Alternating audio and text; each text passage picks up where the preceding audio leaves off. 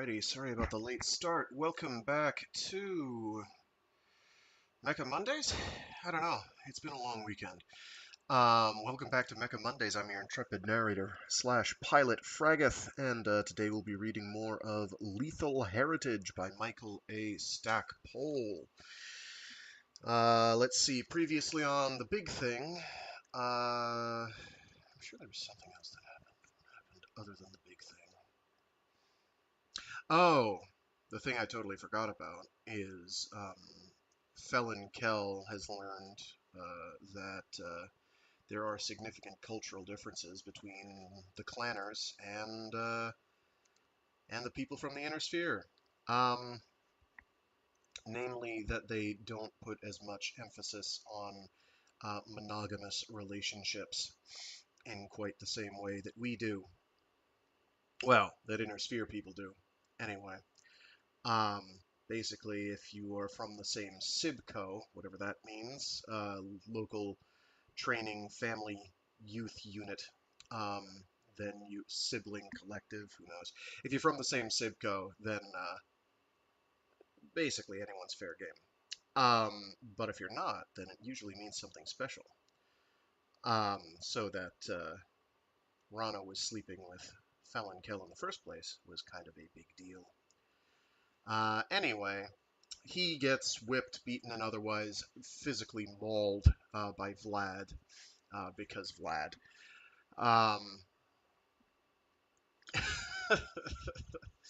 And so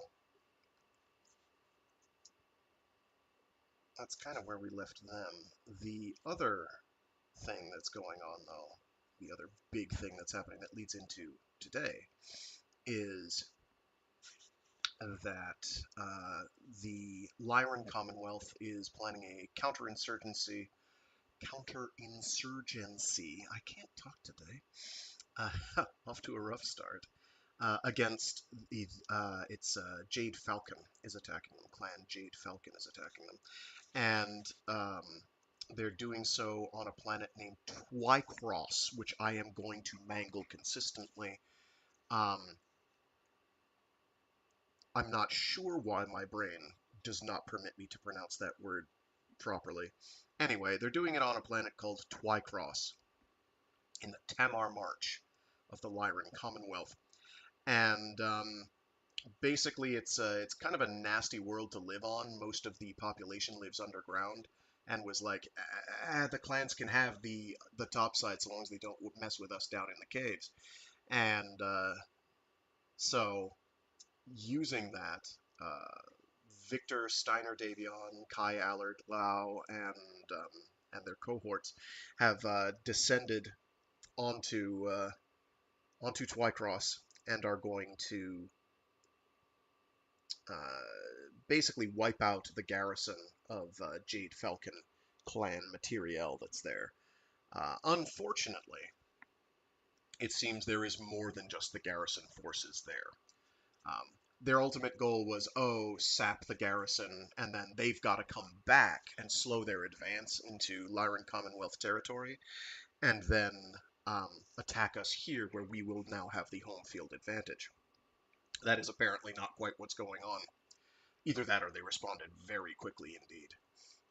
Or, probably more likely, Comstar went and stabbed him in the back, which they kind of know is a thing that's happening.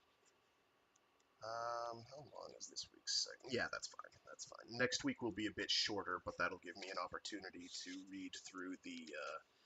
They've got an appendix or glossary or two, and I can also put in the thing about what the whole Word of Blake thing is, because I figure doing a brief cap on explanation of what's going on there would probably be beneficial. Also, it will serve as a refresher to me to remind myself what exactly the Word of Blake thing was all about. I will make sure to cut myself off on that before the year 3052 or thereabouts. Because right now we're in 3050. Anyway, let's get rockin' and a rollin'.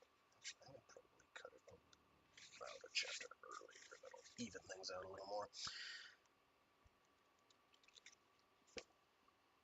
with that, let's go.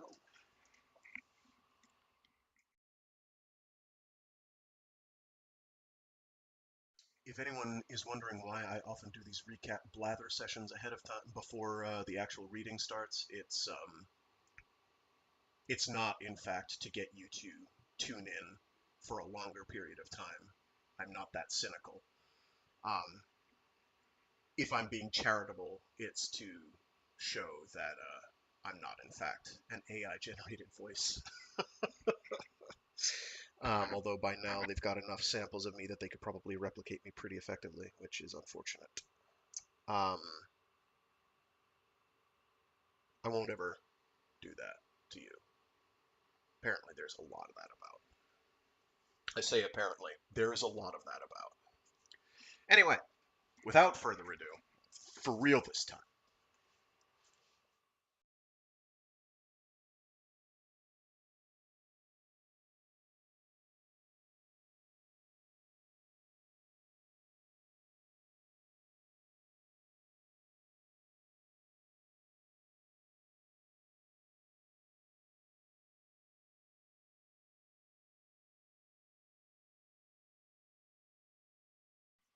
Chapter 36, Sector 0227, Twycross, Tamar March, Lyran Commonwealth, 10th of September, 3050.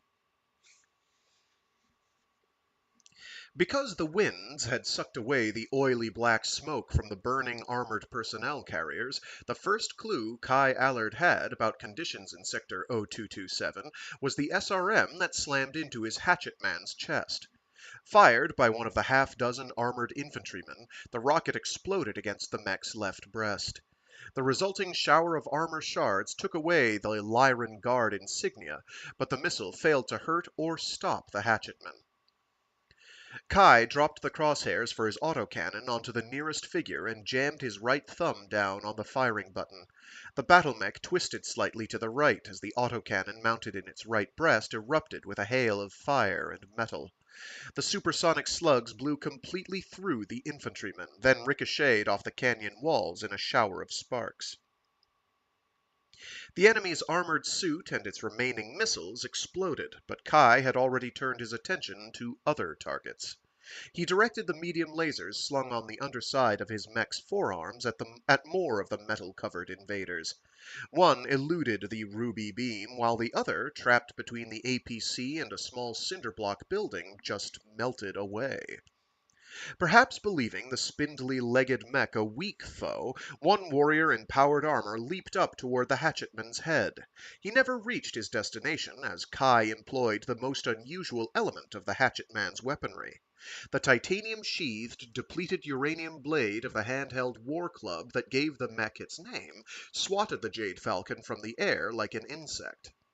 The warrior flew, arms and legs spread-eagled, into the canyon wall, then slid lifelessly to the ground, blood and black fluids leaking from the rents in his shell. Like a vengeful god among arrogant mortals, the hatchetman pounced on the remaining Jade Falcons. As the hatchetman crushed the life from one with its left hand, the autocannon ripped yet another apart. The last enemy warrior, aware that he was doomed, launched 2 SRMs into other APCs. Kai's lasers vaporized him seconds after the vehicles exploded. Kai opened a radio link with the rest of his lance. "Get up here. Things are not normal. I just had to put down 6 of their toads. Keep your eyes open and be careful." He looked out over the chaotic scene. "It's a mess up here." Located in the middle of a canyon approximately 200 meters wide and 4 times that long, the medical station consisted of 2 large tents on either side of a smaller truck storing the diagnostic machinery and supplies. Because of the high walls around the canyon, the air remained relatively clear, defended from the fury of the Diabolus, which is the storm system that does things on the planet. Curling around to the east, at a point opposite the hill Kai had climbed to reach it, the canyon narrowed down into the westernmost portion of the Great Gash. From there, the gash traveled 300 meters upward at a gentle slope, with the mountain shoulders rising up another 400 meters on either side of the narrow pass. At the point where the pass began to slant back down to the east, the explosives had been rigged to shut down the pass if needed. Streaming back from the pass and the heights around it came Commonwealth soldiers all tattered and torn. Some ran in panic, with no idea of where they were or where bound. Others, regardless of their own injuries, helped less fortunate comrades to the makeshift hospital. More than one soldier carried the limp body of a friend in his arms, and Kai knew that there would be no help for many of them. Kai dropped his mech down to one knee and used its free left hand to corral a soldier. He flicked his external speakers on with the touch of a button. "Report, Sergeant Detloff," he said, reading the man's name from the patch on his uniform. "What happened?" The man shuddered and seemed to struggle to speak. "They got through us, sir. We finished planting the explosives and all, and then they were all over us." His hand dropped unconsciously to the empty holster on his right hip. "Nothing stopped 'em." The images of unarmored men trying to stop the Jade Falcons with small arms fire sent a shiver of dread through the mech warrior. "Did you blow the pass?" Even as he asked, Kai knew the answer. "They couldn't have done it. With all those explosives and that much rock moving, I'd have felt it on the way up." The non-com confirmed Kai's deduction with a head shake. Kai opened up the external microphone and increased its gain slowly. The feedback built into a piercing shriek that blasted through to even the most shocked of the warriors in the valley. Flipping it back off, he keyed up his helmet mic. "Get your people into the APCs and other vehicles. You're pulling out. Those of you who can walk should help the others, Those of you who can walk should help the others or carry as much of the hospital's supplies as possible." Focusing back from the eye-slit viewports to his holographic display, he saw the rest of his lance arrive on the scene. "Jeff, Maggie, use your mechs to clear out these burning APCs so they can get to the good ones. Harry, keep your hunchback near the trail leading down. You're point man for getting this convoy out of here." "Roger, Lieutenant." The Vindicator and Trebuchet moved toward the burning vehicles while the barrel-chested hunchback stood sentinel at the canyon entrance. Though each of the mechs had only one manipulable hand, their terrific strength enabled them to move the damaged APCs easily. Kai's heart sank as he looked out his viewport. "Oh no, they're not having trouble, but I'm about to." Stalking from the hospital in a blood-spattered surgical gown, Dr. Deirdre Lear headed straight for the Hatchet Man. 4 or 5 meters from its base, she jammed her fists onto her hips and glared up at the polarized eye slit. "I don't know who you think you are, but this hospital is going nowhere." She pointed a finger back at the twin tents. "I've got people in there who'll die if they're moved." The mech warrior nudged the armored body of a dead Jade Falcon with his axe. "Your people will die if they don't move, Doctor." "You're here with your guns. Protect us until I can stabilize these people." Kai dropped the hatchet man to one knee and laid his left hand flat on the ground. "Please, Doctor, join me inside the cockpit. I would prefer that our discussion not be aired in public." A look of revulsion washed briefly over her face, but she conquered her emotions and stepped into the mechanical hand. Kai slowly brought the hand up to shoulder height, with the edge of the palm resting against the mech's left shoulder. "There's a hatch at the back of the neck. I'm opening it now. Please climb around and in." His fingers danced across the keypad on the right side of his command console, opening the hatch with a hiss of pressurized air. Deirdre entered the cockpit warily. Without turning to face her, he pointed to a jump seat folded up against the right side of the pilot's compartment. "Please be seated. I apologize for the lack of accommodations. We don't very often have passengers." "I don't plan to be here very long." She sat down, and he felt her angry eyes boring into him. He brought the hatchet man back to its feet and resealed the hatch. "Please strap yourself in. You can get a headset from the compartment by your right shoulder. Plug it into the jack there, and we can talk normally." She strapped herself in and connected up her headset. "You might as well leave the mech down." Kai shook his head and concentrated on the holographic display. I don't think so, Doctor. This is a war zone, and a stationary mech makes an inviting target. He flipped his communications system over to the external speakers. Sergeant, gather as many men as you can. You're going back up there to seal the gap. The soldier shook his head wearily. Can't do it, sir. The lieutenant had the mag card that controlled the detonator. Where is he? The man looked to be on the verge of tears. I don't know. He was the first one hit. Kai frowned, sweat burning into his eyes. What did you use for explosive?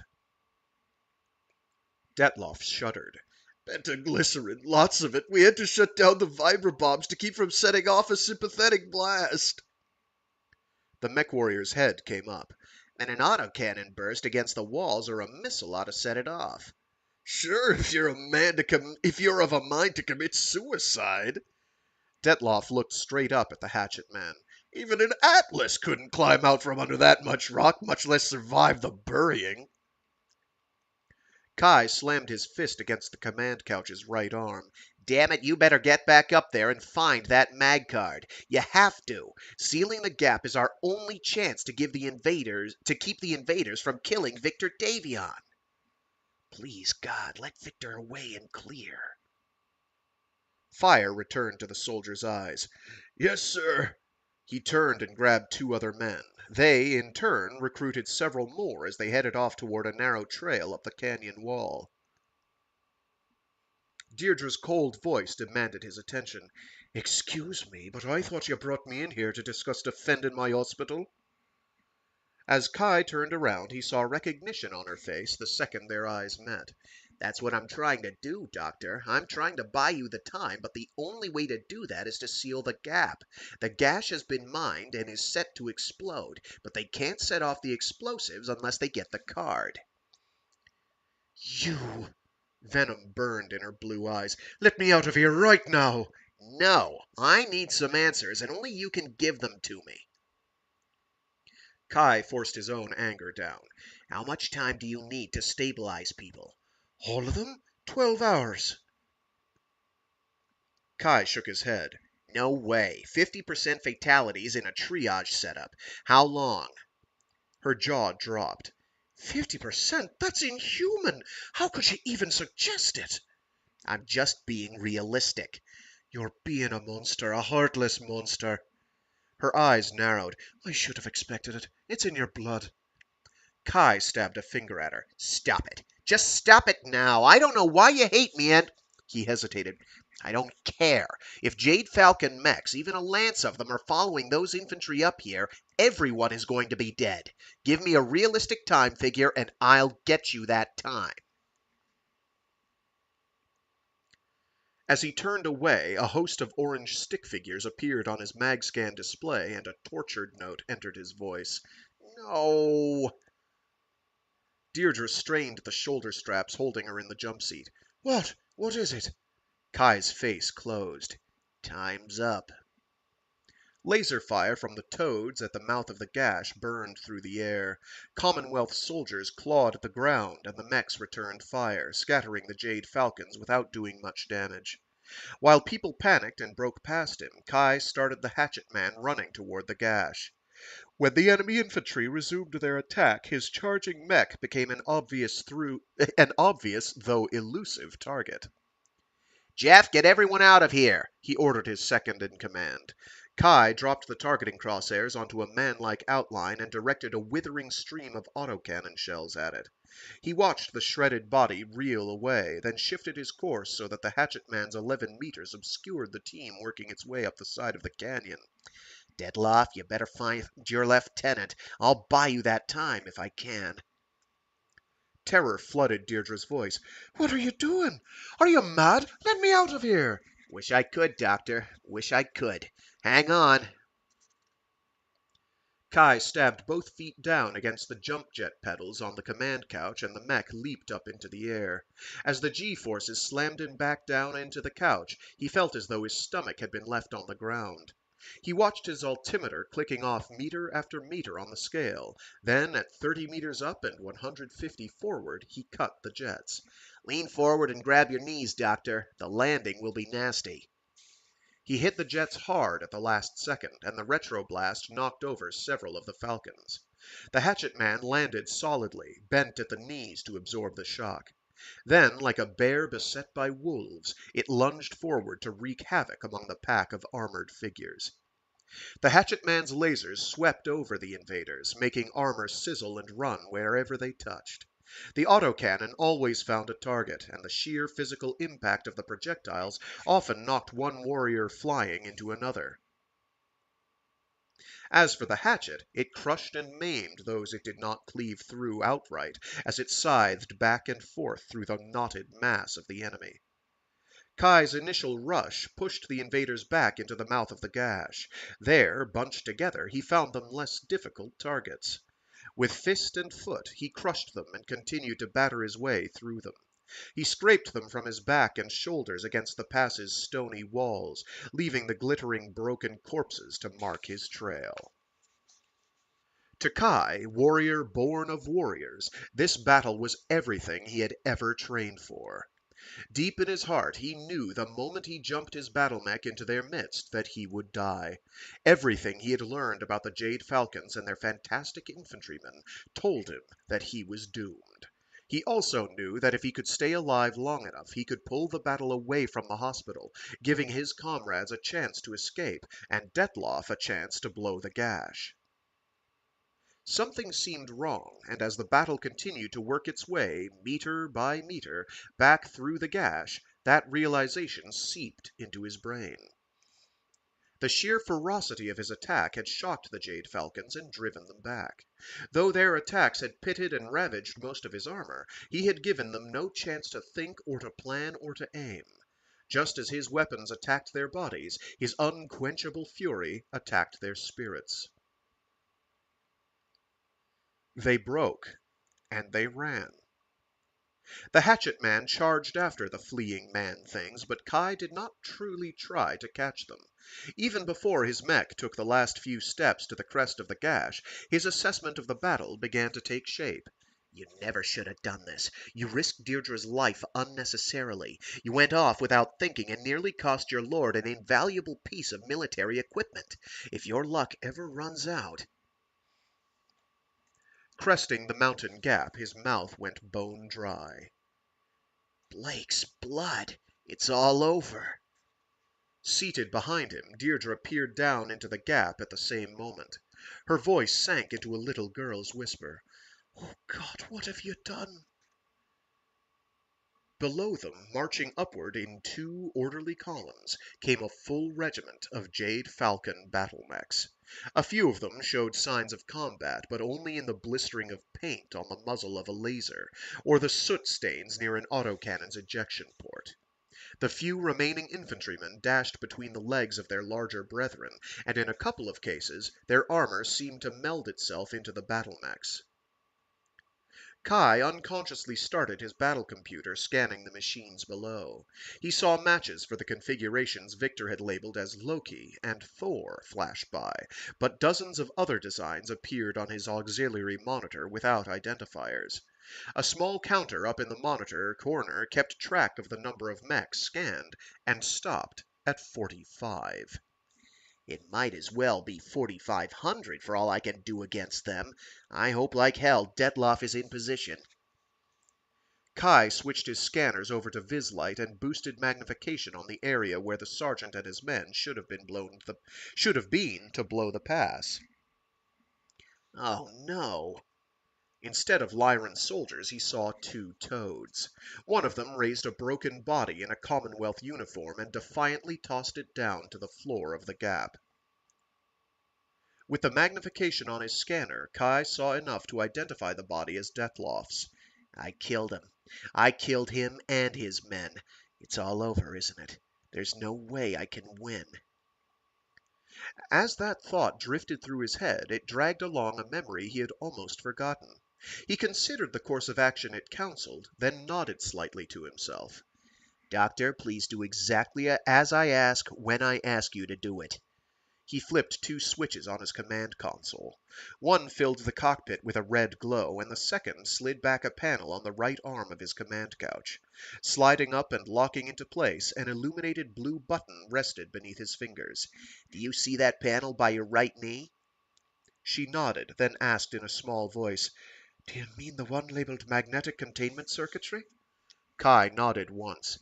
"Open that panel, please. When I tell you to, pull each and every circuit board as fast as you can.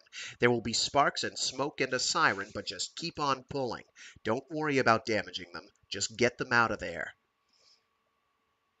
He punched a button on the communications board, setting up a wide-beam broadcast to those below.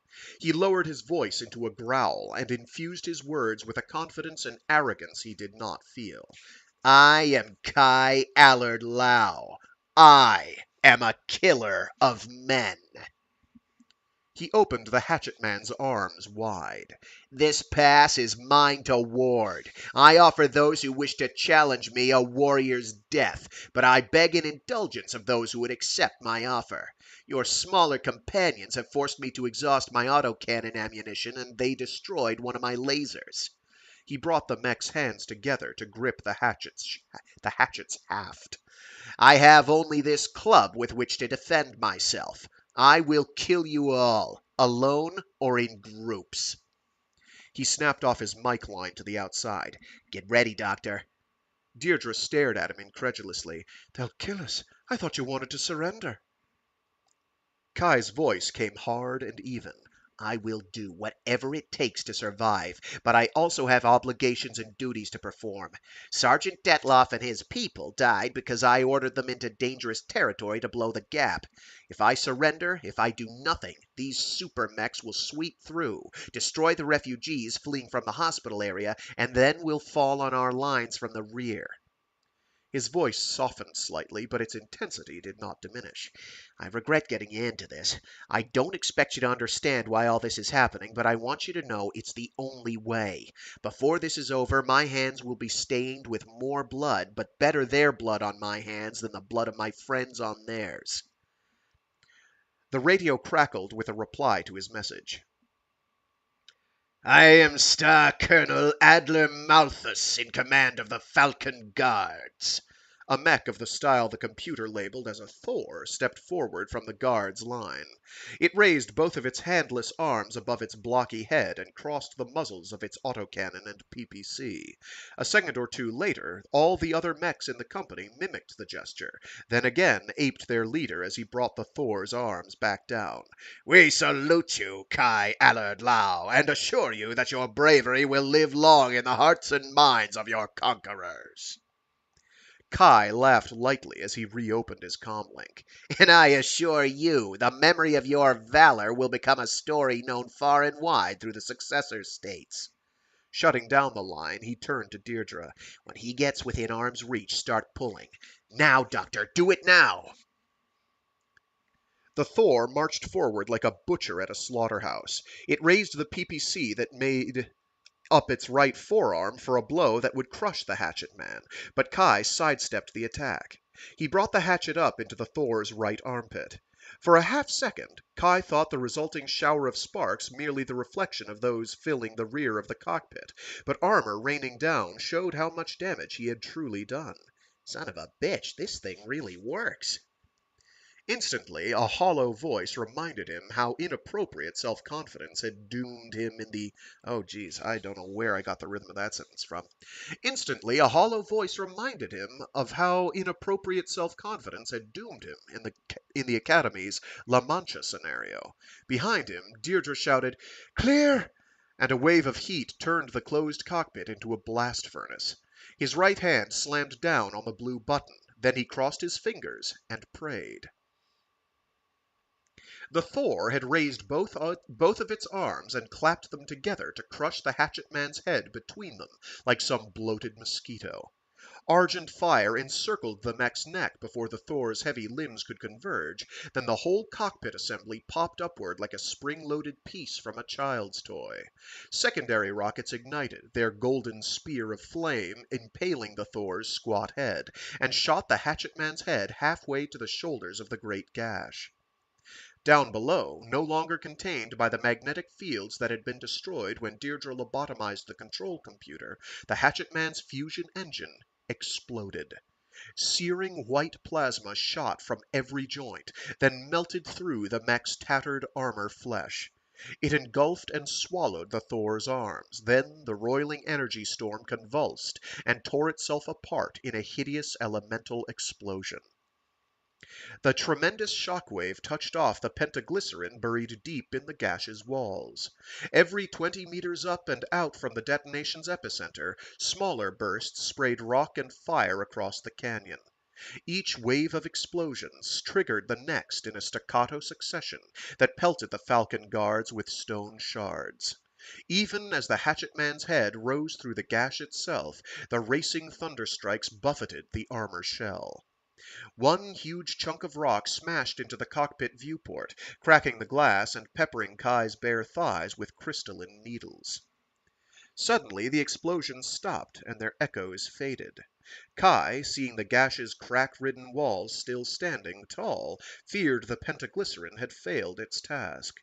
Yet, as he tried to think of a way to redirect the escape pod at the walls to crash into them and start a chain reaction, a deep, terrible roar rose up to fill the debris-littered mountain pass.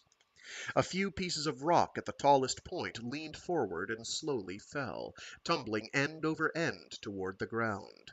More followed, then the canyon walls buckled in the middle, and rock flowed like water to fill and obliterate the great gash. Jump-capable battle mechs leaped toward the sky, but huge plates of black rock smashed them back down to the earth. Boulders careened through the canyon, scattering mechs like toys before a child's tantrum. Jagged-edged dolmens sliced through mechs like knives, then themselves were blown into fragments and dust by the resulting fusion engine explosions. Thick black clouds choked what had once been the only pass through the mountains, and settled like a black shroud over the Falcon Guard's mass grave. Horrified by the sight, and shaken at having caused it, Kai shut off the screens where his scanners were toting up, mech by broken mech, the damage done. Oblivious to the pain in his blood-streaked legs and conscious of only the sobbing sounds behind him, he waited for the pod's rocket motor to burn out, then popped the parachute and looked for a landing spot as far away as possible from the great gash. So part of the reason his legs are bleeding is because, and they mentioned this early on, um, pilots are generally not wearing pants. They'll like have shorts on because the cockpits are very hot. So first of all, the cockpit is basically sitting right on top of a nuclear furnace, which is powering the mech, which gets warmer every time you have to shoot lasers and the like, which tend to build up a lot of heat. So basically, and I'll see if I can find some images of this. Some of the old art is extremely goofy and very charming in its way. So they've got on these fancy neuro helmets, which are big and bulky. So you've got images of dudes with these big helmets on their heads, with like maybe some trailing down onto their shoulders, and then like wearing a wife beater and shorts. It's really funny. If they weren't out there murdering people to death with giant robots at the same time. So that's part of why his legs are messed up. Also, just general shrapnel. All right. Chapter 37. Plain of Curtains, Twycross, Tamar March, Lyran Commonwealth, 10th September, 3050. The invaders own the gash! That realization sent a jolt of adrenaline through Victor's system. Vowing silently that the weeks of planning on Sudeten would not be in vain, he banished defeat from his mind. He pulled out a quick radio call to Colonel Allard. "Colonel, please don't pull me out." With his left hand, Victor typed a request for information into his tactical computer and watched the data scrolling up his primary monitor. "Commit the Excelsior, the Triumph, the Catamount, and the Louvre to Sector 0227. Have them hold the Falcons as long as they can." Shock and surprise filled Milstein's voice as he overrode the frequency.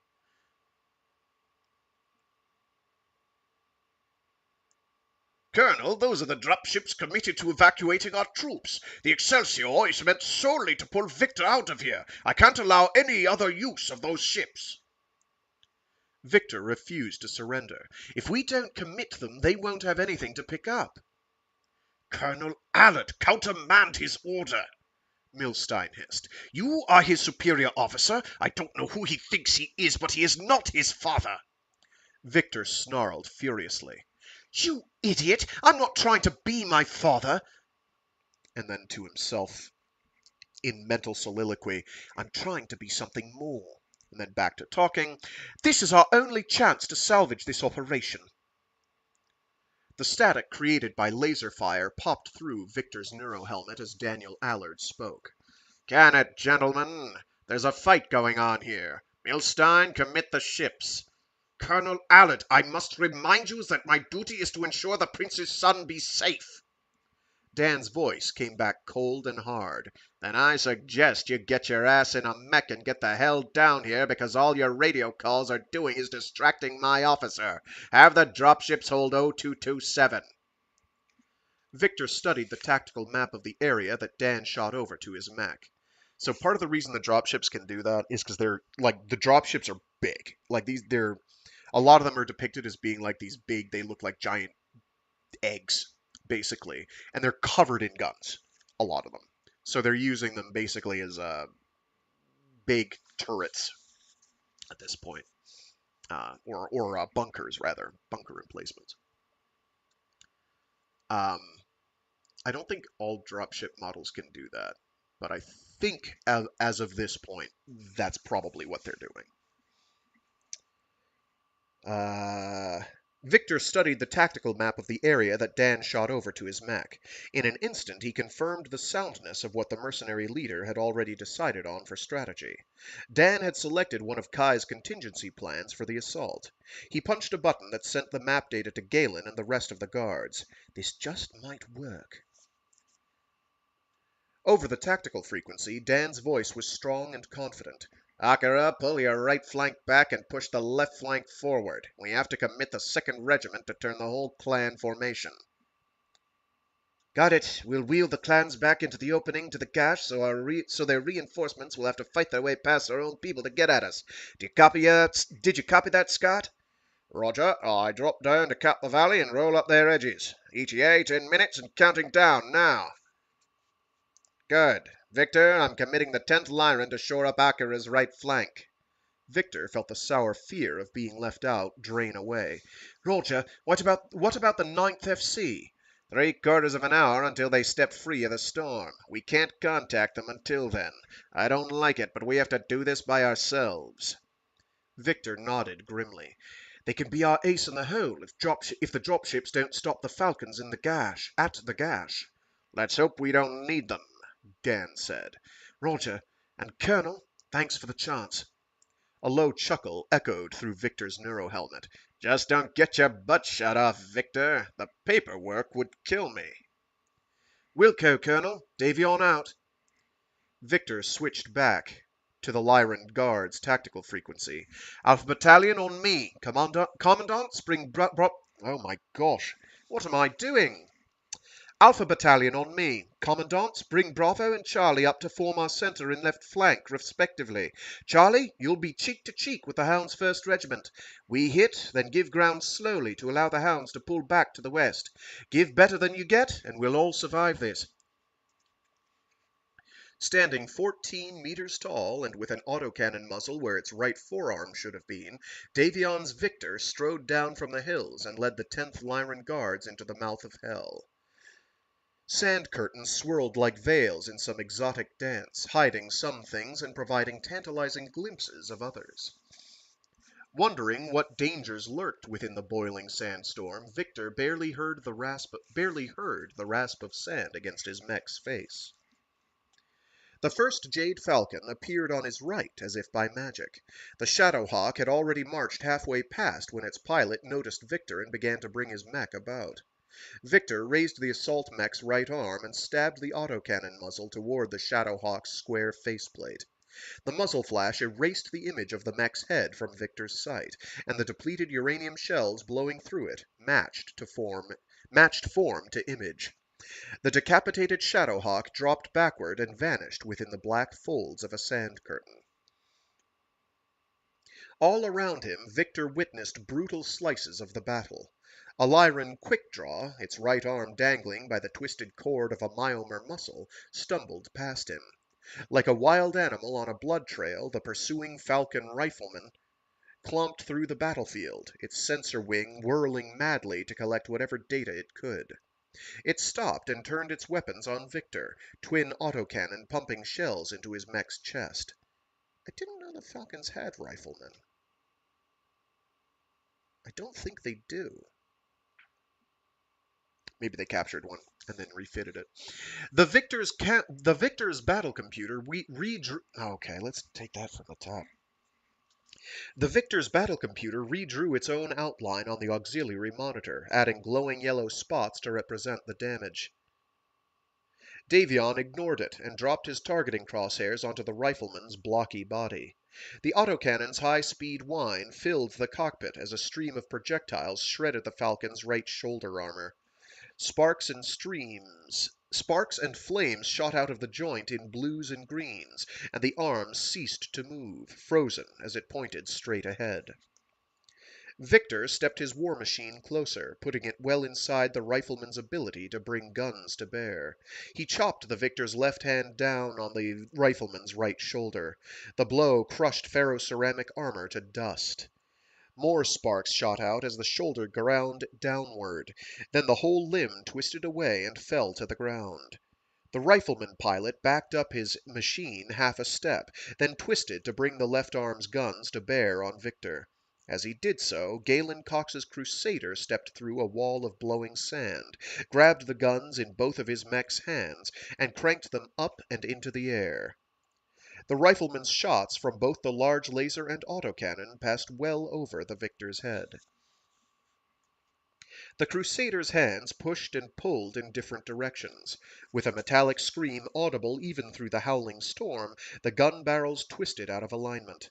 The Victor pointed its autocannon at the rifleman's right leg, and the Prince thumbed the trigger button. The autocannon shells peeled the armor off the Falcon mech's knee, then blew through the titano-magnesium bones. The rifleman lurched to the right, then fell on its side and rolled over onto its face. Victor made his mech throw Galen a salute, then turned and moved on in search of more prey. As the afternoon became evening, he continued to hunt successfully. As evening became night, his autocannon exhausted its ammunition, and the battle left gaping rents in his armor until there was no one left to fight.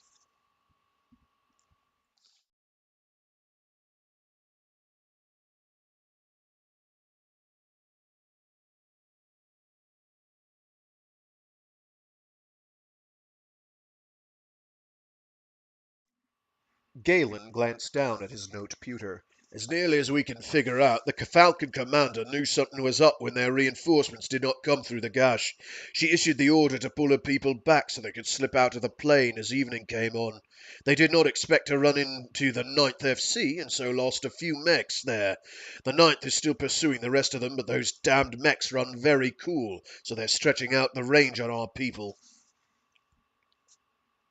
Victor nodded.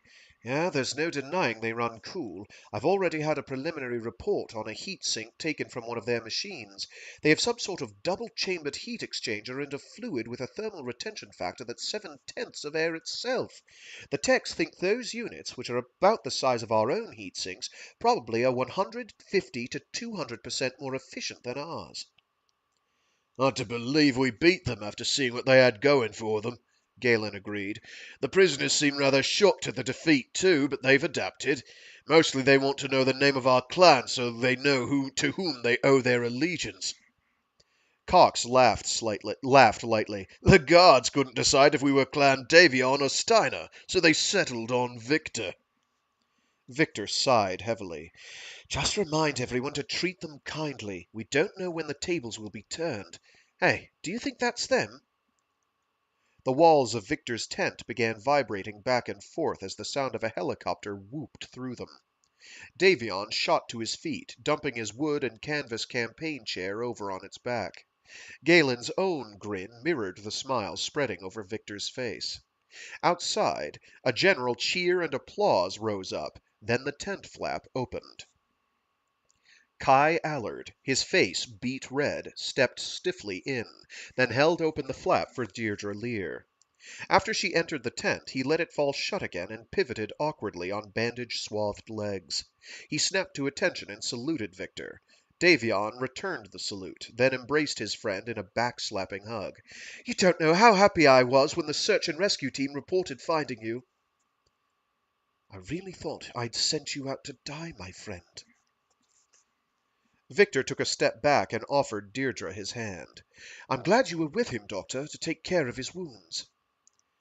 "I was pleased to be of service, but if I can avoid accompanying a mech into battle again, I will." Though puzzled by her vehemence, Victor knew this was not the time or place to probe it further. "Please be seated." He waved his two guests to chairs. "Kai, when I sent you over to the gash, I only expected you to report, not win the war all by yourself." Deirdre slipped into a chair, but Kai remained standing. "Yes, sir. I'm sorry, sir." Something in Kai's voice and eyes hit Victor as all wrong. He's sounding like he did back at Nama. What the hell is going on here? "Kai, we've been friends for too long for you to be calling me sir, and I recognize that tone in your voice. What is it?" Kai swallowed hard. "I've given this a lot of thought, Victor. I'm resigning my commission, effective immediately." Victor looked over at Galen and then at Deirdre, whose faces reflected his own look of shock.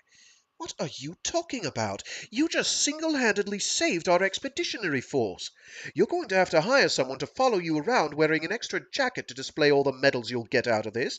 Hell, there aren't enough honors in the inner sphere to reward you for what you've done." I can read that better. That makes more sense when I actually get the right words. "Hell, there aren't enough honors in the inner sphere to reward what you've done." Much better. The wounded mech warrior held up his hand to stop Victor. "Highness, I appreciate more than you know those kind words, but all that is meaningless. You'll be able to read it in my report, but I'll give it to you in the short form now. Not only did I recklessly endanger Dr. Lear, but I issued unsatisfactory orders to one of the demolition teams. I foolishly imagined that the half-dozen armored infantry in the hospital area were the only ones in the hills. I sent some of our men back up to blow the gap, then I engaged another 20 or 30 of the armored falcons in my hatchet man. I knew there had to be even more of them somewhere, but I didn't try to warn Detloff or his people. The falcons slaughtered them." He turned to Deirdre. "Ask her. She was there. She'll tell you." Kai lowered his eyes, his face flushed with shame. "I as good as murdered those men, Victor. I should have known better. I did know better, and I did nothing to save them. I deserve a court-martial, not a medal." Victor looked at Deirdre. "Well, Doctor, is it as he said? Did he murder those men?" Conflicting emotions washed over Lear's face as she seemed to struggle for an answer. She glanced at Kai, then looked down at her own hands and interlaced fingers.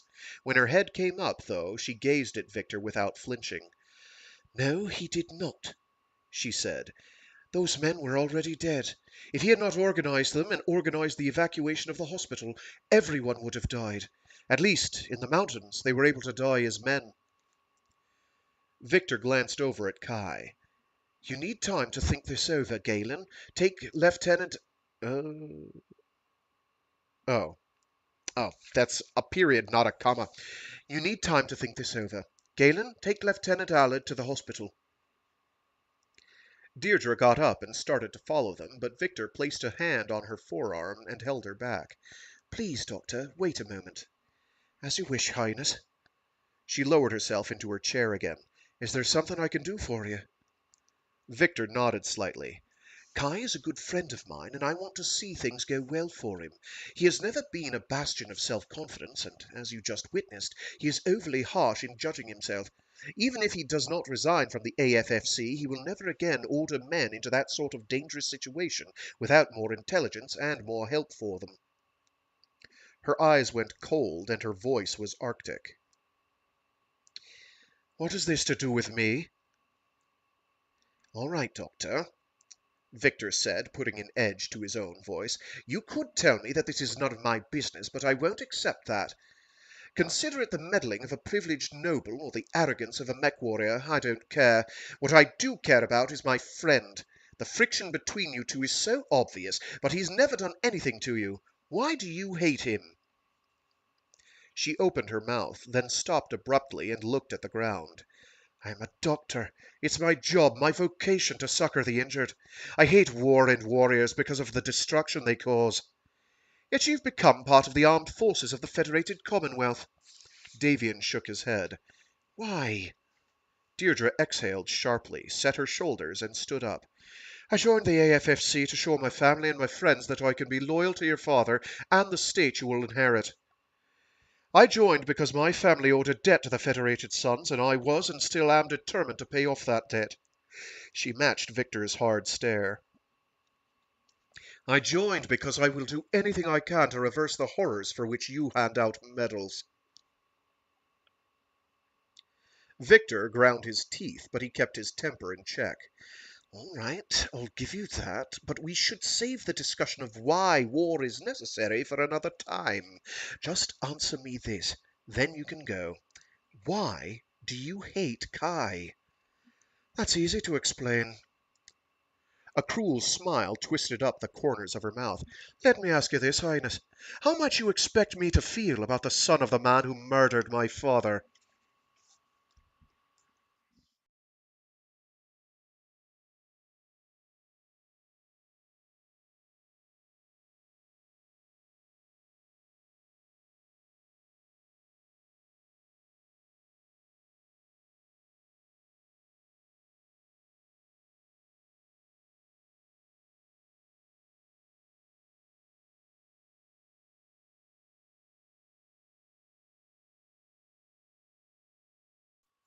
Chapter 38 Invasion Command Walcott Pesht Military District Draconis Combine 2 October 3050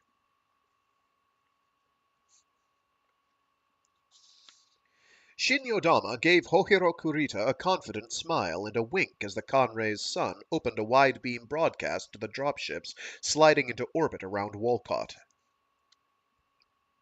Oh god, here we go. Konnichiwa, Smoke Jaguars. I am Hohiro Kurita, Supreme Commander of the forces defending Walcott. I learned something of your customs while enjoying your hospitality on Turtle Bay, as did my aide, who assisted my escape from that world.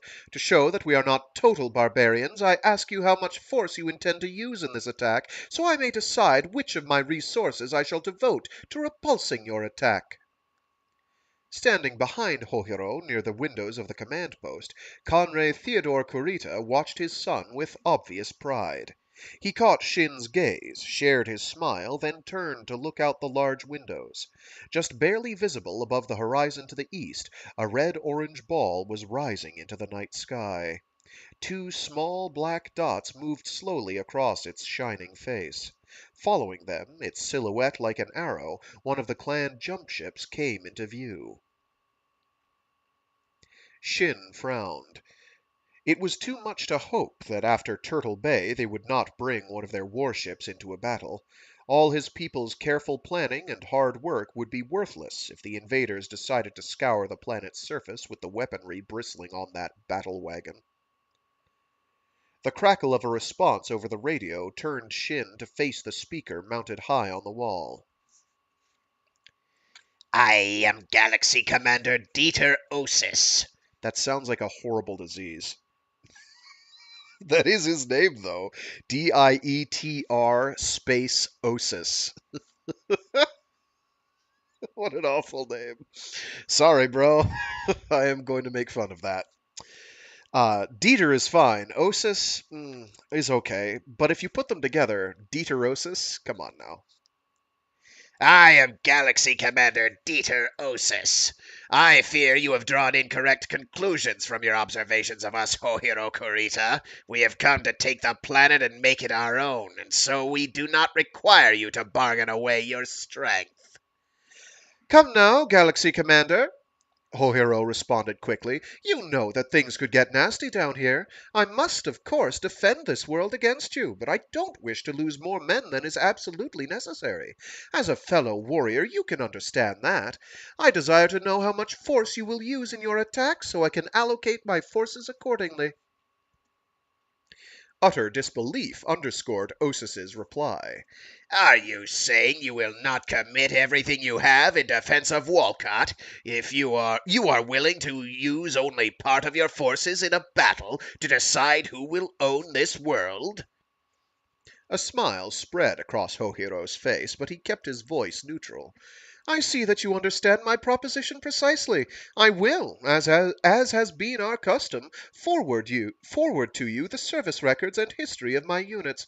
It will not take you long to see that I have cobbled them together from the dregs of our society. Mind you, they have all volunteered to serve, but bold heart alone does not a mech warrior make. Yes, I am prepared to use only part of my forces to defend Wolcott, provided the details can be worked out. Details? Please elaborate. Hohiro glanced out the window at the jump ship's silhouette. You will attempt to conquer this world, a great prize should you win. I, on the other hand, battle for no special prize.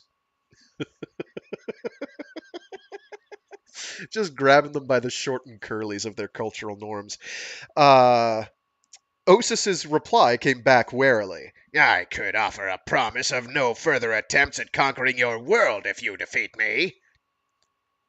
The tone of his voice left no doubt in Shin's mind that the clansman believed Wolcott's son would go Nova before that ever happened.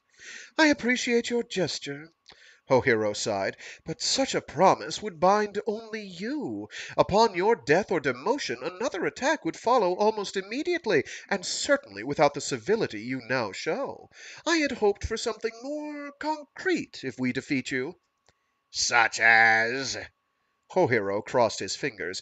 4 of your frontline battle mechs and 24 of your power-armored suits. The Galaxy Commander barked a sharp laugh. Out of the question. Why is that? Hohiro asked in an offended tone. You yourself believe the chances of my victory are non-existent.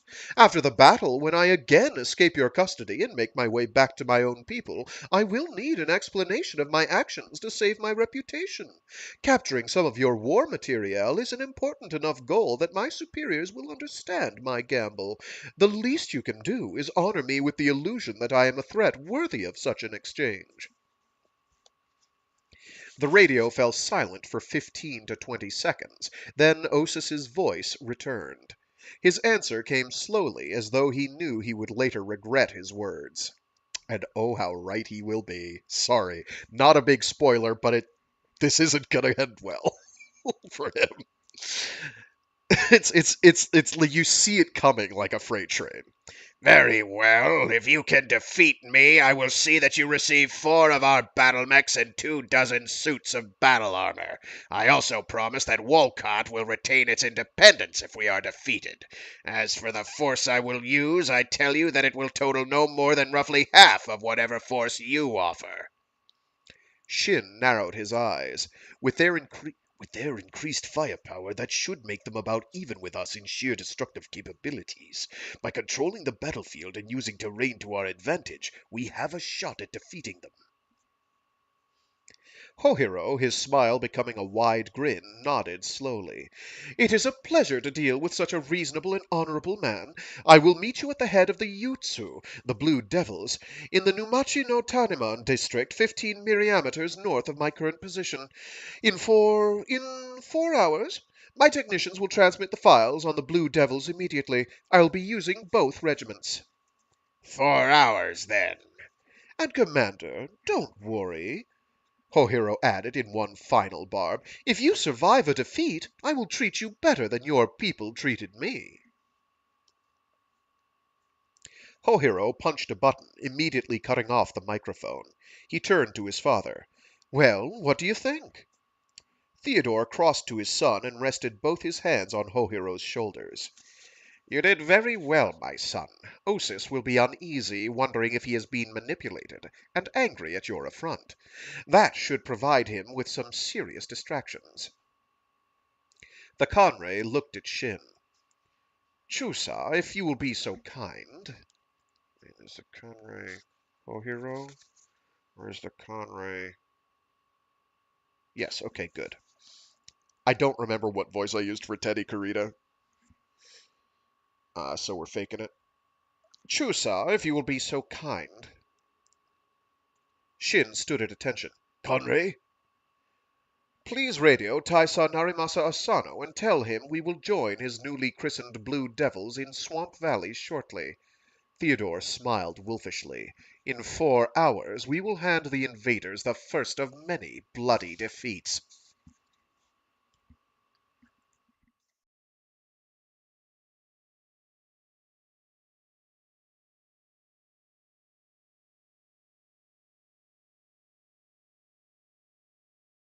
With mist rising from its brackish water and its thick, vine-laden mangrove forests, Swamp Valley reminded Shin of some demon-haunted domain from the terror tales he had listened to so avidly as a child. Gases bubbled up in great roiling burps, bringing up viscous black sludge. Reptiles, propelled by the slow undulation of their armored tails, swam through the swamp as though resentful of this invasion but secretly waiting for men to leave their metal shells and become dinner. With his new Phoenix Hawk standing next to Hohiro's Trebuchet and Narimaso Asano's Crusader, Shin studied the modifications to the battlefield, which were certain to distract and confuse the invaders. Within the swamp's leafy green canopy, thousands of metallic streamers hung like tinsel on a Christian Christmas tree. Shimmering silver and gold, the streamers contained just enough metal to make the whole forest mag-scan as though it were made of steel, effectively hiding the army of mechs waiting within its dark heart. To further conceal the Genyosha mechs, the warriors had been ordered to shut down the heat exchangers in the torsos and arms of their machines. The only heat sinks left operating were those in the legs. Submerged in the swamp water, they were more than able to dissipate the heat generated by an idling fusion engine. Aside from raising the infrared output for the swamp in general, that precaution made the mechs virtually invisible to heat scans.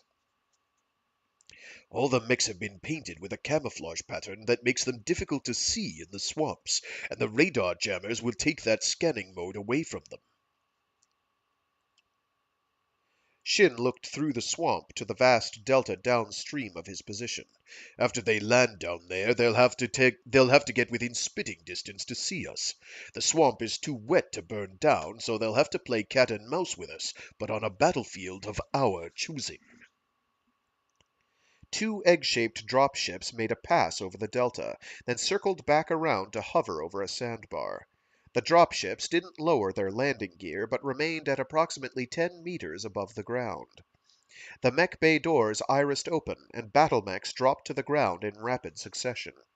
As they hit, they moved out and forward, establishing a perimeter and taking advantage of the little cover offered by sandbars or debris. Shin marveled at their efficiency. Their pilots have to be masters to hold a ship that even and level while hundreds of tons of war machines move to the door and jump out.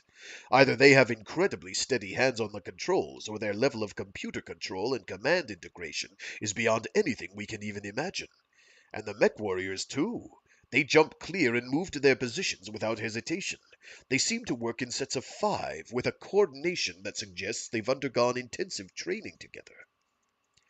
A rain of smaller armored figures followed the mechs out of the hatch, but they and 4 of the battle mechs hung back as the other machines pushed their perimeter further out. Osis honors his bargain. There is our prize, just waiting for us to win it. I am certain he thinks to taunt us with it, but maybe it's we who will have the last laugh.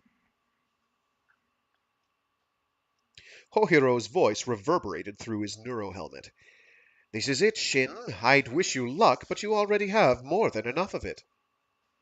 With the flick of a finger, Shin brought his targeting computer online. Luck will play no part in this, Shosa Kurita. This is the end game. You have already beaten the invaders, Highness. Now we just need to remind them of it. Hi, Chusa Yodama. That's what we will do right now. Shin heard a series of clicks over his headphones, then saw icons move on his holographic display. At the same moment, wickedly fast little hovercraft shot out into the delta from the swamp forest that bordered it on three sides. Little more than a cockpit sandwiched between a medium laser in front and a fan in back, the inappropriately named Savannah Masters closed in on the invaders. You don't know that it's inappropriate. It's not appropriately named for here, no. It's not a savannah here, but it's not the only place you would. Never mind, sorry. In data stacks, the vehicles looked worthless because of their light armor and relatively weak weaponry, but their hellacious speed made them deucedly awkward to hit. It really does say deucedly. I'm not making that up. I wouldn't lie to you. It says deucedly.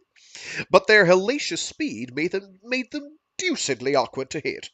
As they streaked in, their lasers stabbed out at targets, but did little more than boil some armor away. The invaders concentrated their attention and fire on the small hovercraft weaving twisted paths through their formation. That gave the heavier, slower hovercraft in the Yutsu force a chance to move at the edge of the swamp and launch missile and autocannon salvos at the clansmen. Armor lances concentrated their fire on specific targets, pounding their foes with devastating amounts of energy and projectiles. Shin saw one Daishi splash down on its face, and another mech, one he had designated a Koshi, spun to its knees with one arm limply hanging at its side. Suddenly aware of this new threat, the invaders ignored the Savannah Masters and turned to vent their anger on the Drillson and Saracen hover tanks, but the tanks simply melted back into the forest and vanished from scanner contact. The Savannah Masters, skipping across the delta and sandbars like flat stones flung by some child, likewise took refuge in the forest. Before they had a chance to strike back, the invaders found themselves with casualties but no targets. The smoke jaguars pushed out and started a drive toward the center of the Combine's waiting forces.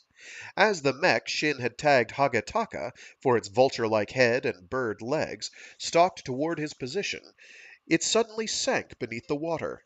The tops of the twin missile racks on its shoulders bobbed up to the surface for a second, then a geyser of gray water and white foam shot up into the sky. Two subsidiary explosions jolted ripples through the delta and sent debris out to pelt the roiling surface with a ceramic rain. Bubbles and steam rising in a thick rope marked the Hagetaka's passing. Watching the destruction, Shin told himself that dredging out tiger pits and lining them with vibrabombs might be dishonorable, but they had to do it. As the Conray said, honor is a thin cloak against the chill of a grave. Pragmatism. It's fun. As a second invader battle mech, this one a Koshi, vanished from sight, a blue LED glowed on Shin's command console. Shin reached out and touched a button, bringing his weapons computer online, and the fusion engines shunted power to the Phoenix Hawk's large laser and the twin medium lasers mounted on the mech's forearms. Now we give them a taste of our power, then we melt into the forest just as our armor did before. For the first time, these invaders will know they have a fight on their hands. Shin, in concert with the two Genyosha Yutsu regiments, stepped his mech forward to the edge of the swamp forest. He trained all his weapons on a Masakari. The crosshairs pulsed twice as the mech's squat torso filled the holographic display, and as the invader brought his mech's paired PPCs up, Shin fired all three of his weapons. The medium laser's bloody beam sliced through the armored shell of the LRM launch canister perched on the Masakari's left shoulder. The other one burned a dark scar in the armor over the mech's left breast, slashing in half the gray Jaguar icon painted there. At the same time, the invader's particle projection cannon stabbed blue-white bolts of man-made lightning into the Phoenix Hawk's left thigh and arm. Armor exploded as the beam's hellish heat instantly converted it to vapor. Shin fought against the recoil to keep his mech facing forward. The computer cycled energy into the large laser, which coalesced it into a series of luminous green quarrels. The stuttering beam pounded the Masakari's jutting head mercilessly, blasting half-melted armor fragments back to ricochet off the mech's broad chest. The war machine staggered slightly, letting the PPCs dip toward the water. Then the pilot seemed to regain control of his machine. Before they could exchange another series of shots, a cloud of beams, missiles, and projectiles from others in the Kurita force slammed into the Masakari. Sizzling slugs from a half-dozen autocannon drove the mech to its knees. Lasers boiled armor from it, mottling its smooth flesh with wounds that dripped molten ceramics. A swarm of short-range missiles converged on it and bathed it in fire. When the flames dissipated, the smoking, misshapen battle mech lurched forward, then fell on its face. Hissing clouds of steam shrouded the blackened corpse. The blue light on his command console died, so Shin backed his mech away to allow the foliage and metal foil to hide him. His last look at the battlefield showed a dozen incapacitated invaders and at least 20 other mechs that had lost the function of one or more limbs. The rest showed signs of damage, though it was mostly armor damage. As for his own troops, Shin spotted 2 downed light mechs and a half-dozen places where trees at the forest edge had been turned into torches. None of the invaders moved. It's finally sunk in that they bit off a tad more than they can chew.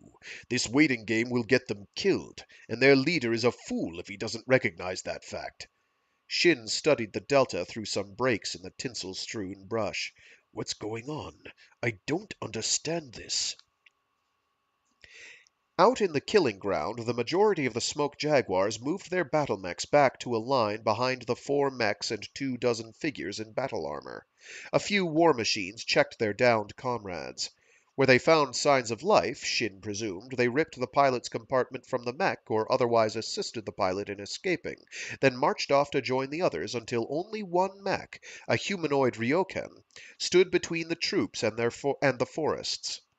That mech raised its arms, which ended in double-barreled large lasers, and Shin heard the crackle pop of a wide-beam radio broadcast in his neurohelmet. I am Galaxy Commander Dieter Osis. I freely admit my responsibility in this defeat and absolve my command of any implication of wrongdoing. I salute you, Hohiro Kurita, and your Yutsu. You chose the time, place, and nature of our meeting. I see now I was defeated before a shot was ever fired. The mech lowered its arms and cracked the cockpit canopy. Do what must be done, and you can claim your prize. Shin frowned. Do what must be done? What in the 9 hells is he talking about? Does he think we would not grant him the time to kill himself and absolve his family of the shame of his defeat? Almost immediately, Hohiro's voice filled his ears. Shin, you don't think he wants us to arrange a seppuku ceremony for him, do you? I don't know, Highness. I am at a loss to suggest an answer. Out in the delta, a figure appeared on the ryokan, stepping from the cockpit to the mech's broad shoulders and up to the top of its head. The man opened his arms wide, and again Shin heard Osis's voice. Please, I beg your indulgence. I know I deserve your scorn, but I am a warrior. Do not break me. That I could not stand.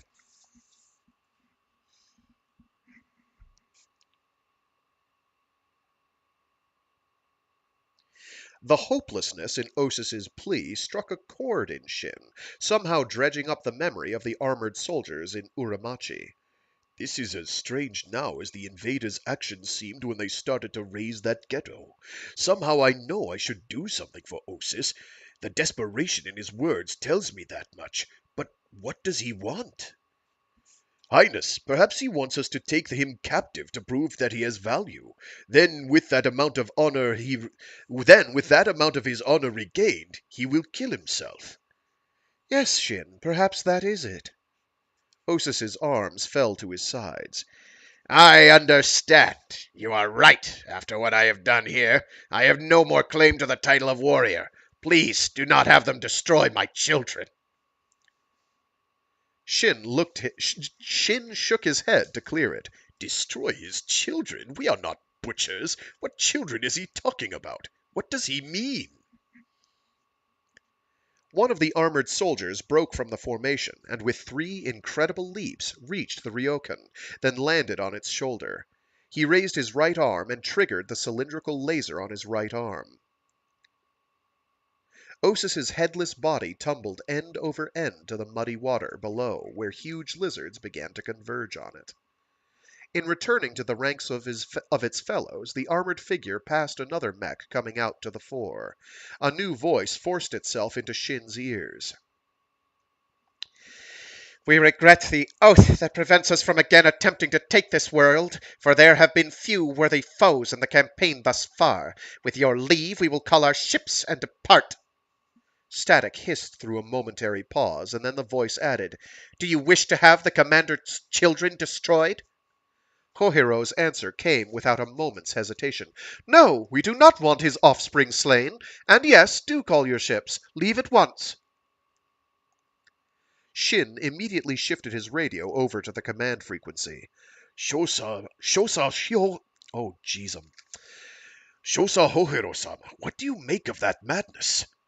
I don't know, and I don't understand. Hohiro sounded as unnerved as Shin felt. What does it matter for now, my son? Asked Theodore Kurita. Let us be content with having accomplished what no one else has been able to do. We have beaten this invader and wrested from him mechs that hold the secret of incredible power. At no time in the history of man has there ever been so great a victory, and in this place and at this time, that is all that matters.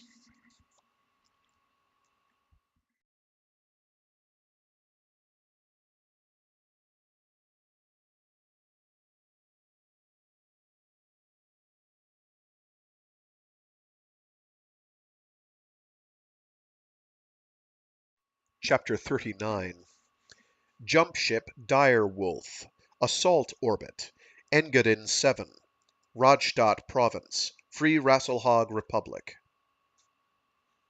31st of October 3050 Felon Kell stepped into the viewing gallery overlooking the Dire Wolf's bridge, fully expecting to find it empty. The presence of another individual snapped him out of the daze in which he'd been wandering. Forgive me, Precentor Marshal. I did not know you would be here. He glanced over his shoulder as the door slid shut. I'll leave you. Anastasius Vogt held his hand up. No, I am here specifically to see you. The white-haired man smiled and pointed down at the bridge deck to where Ulrich stood in conversation with the Ilkhan. To see you and to observe from here as the Ilkhan objects to my presence on the bridge. The younger man tugged unconsciously at the bond cord in his right wrist. At the bond cord on his right wrist. Yeah, everyone's getting testy around here, aren't they? This meeting of the different clan leaders has them all on edge. Vogt nodded thoughtfully, then his hands disappeared into the sleeves of his white robe. True enough. I would give much to learn what is at the heart of this invasion. Like an animal with hackles, Felon sensed danger almost immediately. It seems to me, Precentor Marshal, that you know more about the clan's true intentions than anyone else in the inner sphere except the clansmen themselves. Vogt smiled distractedly, then clasped his hands behind his back and began to pace the narrow room. Do not underestimate your own knowledge of their tactics and ways of battle. Yet neither of us knows what truly motivates these clans. Someone as intelligent as you must sense hidden purpose in all this. Felon nodded as he looked down on the bridge. In addition to the usual complement of bridge officers, he saw even more clansmen whose clothing patches marked them as members of the Ghost Bear, Smoke Jaguar, and Jade Falcon clans. Most of them, he knew, had arrived a week earlier on 3 different jump ships. As nearly as he had been able to determine through overheard snatches of conversation and innocently asked questions, they had come to demand and negotiate the details of a meeting of all the Khans involved in the invasion. Felon turned to the Comstar man. We both recognize rivalries among the clans, and unless I miss my guess, the early launching of the Wolves' last wave really set the others off. I also gather that the Combine handed the Smoke Jaguars their heads on one world, and that the Commonwealth has made trouble for the Jade Falcons. The Bears have just been slow in consolidating their holdings, all of which means the Wolves in this warrior society are top dogs. No pun intended. Folkt's head came up. Good, your information is correct, and at some point I can provide you with some details of the various assaults. For now, let me say that the Calhounds were the linchpin of the victory in the Commonwealth. Well, damn it, it's about bloody time. Felon smiled more cheerfully than he had in months. Thank you, Precentor. I owe you one. Felon failed to fathom the bemused look that cycled over the Precentor's face. Folkt killed it quickly enough as he posed another question. Have you noticed other divisions within the clans, one that breaks through clan lines? Felon gave it some thought, frowning with concentration. Not really a division of the clans, but I have noted a split in attitude that I attributed to my being a bondsman. Some of the clansmen seem to accept me freely, or at least view me with curiosity. Others react as though I'm a kind of subhuman. It's like Ulrich and Vlad down there on the bridge. Ulrich has helped me in return for help, whereas Vlad held me in contempt from the start.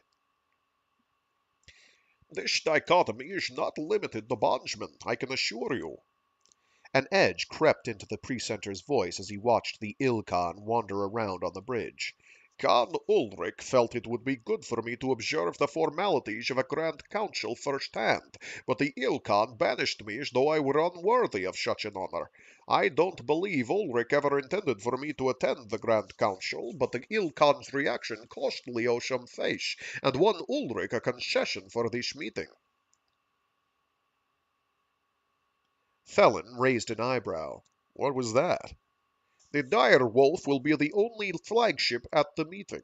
The other conch will have to arrive in smaller jump ships. Ulrich also managed to set the meeting place for Radstadt, a world well in front of anyone else's line of advance. Its selection reinforces the Wolf Clan's superiority in the invasion. The mercenary chuckled lightly. Ulrich does know how to play political games very well. The Precentor grunted agreement. One wonders how to determine when the games end. Folkt opened his hands to take in the viewing room. You and I must both be considered enemies to the clans, yet Ulrich has allowed us to view their activities from here and from the bridge itself. What possible reason would he have to do this? The younger man shook his head. I cannot answer that, Precentor, but I will admit I constantly find myself in testing situations. It almost seems that he lets us watch him so he can watch us and see how we react. The Precentor Marshal turned back from the bridge to face Felon. I understand that sense of being constantly tested, and I think you're right about it. I sense, too, that Ulrich is keeping something hidden from me. Because he plays his game so well, it's hard to know if he truly intends to keep the information hidden, or whether he wants me to know it is hidden so I can ferret it out. And if that latter case is true, why would he want me to learn something that is supposed to be confidential? Whoa! The Calhound held up his hands. Those kinds of speculations will have you running in such circles that it'll drive you crazy in the end. Even if there is something that Ulrich wants you to discover, getting that information won't be easy. In case it slipped your attention, we're in the middle of the enemy camp and we've both been identified as enemy agents. Furthermore, such spying would take technical expertise and equipment we don't have. Again a look of amusement spread over the Precentor Marshal's face. As I understand it, you have developed the power to walk through locked doors. All of a sudden, the boxy sonic lockpick in Felon's left pocket felt as though its mass had increased 1,000-fold. Why the hell didn't Griff get rid of this thing after Vlad beat me up? Wait a minute, we've suddenly gone from an idle discussion of the Khan to a subject that caused me a painful experience. I swore an oath to Ulrich that I would not attempt to communicate information about the clans to anyone. He fulfilled his side of the bargain we struck. I cannot go back on my word. Admirable, Folkt acknowledged. holding out his right hand to Felon. Give me the device and show me how it works. I will do the rest, and I will even say I stole it from you. 3 rich tones sounded throughout the ship, warning everyone of the impending jump to Rodstadt. Without thinking, Felon moved to the couch with its back to the bridge and sat down. I don't think so, Precentor. It would be a violation of my word to do so. Vogt nodded and sat beside him. As I said before, your sense of honor is admirable. But is misplaced here. Vogt pulled the restraining straps from the crack between the back of the seat and the couch. It is vital for us to know the true intentions of people as powerful as these clansmen, he said, strapping himself in. You have the means to help me gather this information. The precentor paused, smiling and sure of himself. If you help me in this, Felon, I will let your family know you are alive. Vogt's offer hit Felon unexpectedly. Images of his father and mother and sister floated up from where he had carefully tucked them away, overwhelming him with a wave of sadness. He sighed heavily. Khan Ulrich is not the only one who plays the game well. Remorse seamed the older man's face. Forgive me, Felon. I would not have played that trump card except that the Primus herself directed me. Obtaining the information I want is of the utmost importance, and only by making that shameful offer could I convince you of the fact. The Primus told him to use that tactic on me? This is very important, isn't it? The mercenary fixed the precentor with an angry stare. That message would never have reached my family, would it? Vogt shook his head. Do you always do what others tell you to do? Vogt faced forward, and his one eye focused distantly. There was a time I would have been arrogant enough to say that no one gave me orders, but I have become wiser with age. I realize the importance of my mission among the clans, and I mean to accomplish it. A wry grin twisted up the corners of his mouth as he turned to the mercenary. In case it has slipped your attention, the clans are rapidly conquering the inner sphere. Knowing what they want means we can find a way to appease them or defeat them. Felon raked the fingers of one hand through his hair, then covered his face with both hands. Vogt is right. I have to decide if I owe more loyalty to my family and my nation, or to the man who claims to own me. Stated like that, it's an easy choice, so why am I having trouble making my decision?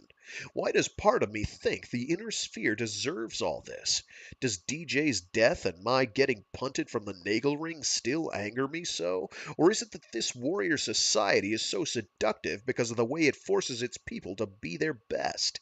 Can I allow myself to be infatuated with a society that has, as its main focus, destruction? The idea of betraying Ulrich conjured up more unease and more questions. Could it be that the Khan has thrown us together so we can discover secrets about the clans that could aid our own people? He's given me almost as much information as Justin Allard carried away from the Capellan Confederation in the Fourth War, and he certainly has to acknowledge Comstar as a possible conduit for information going to the enemy. The wolves are trying to have as little effect as possible on the worlds they conquer. Could Ulrich be secretly working against a war he does not believe is right? And if so, are the two of us his tools for getting that information to the successor states? Felon's hands fell away from his face as he reluctantly made a decision. All right, I'll help you. The precentor held out his hand, but Felon shook his head.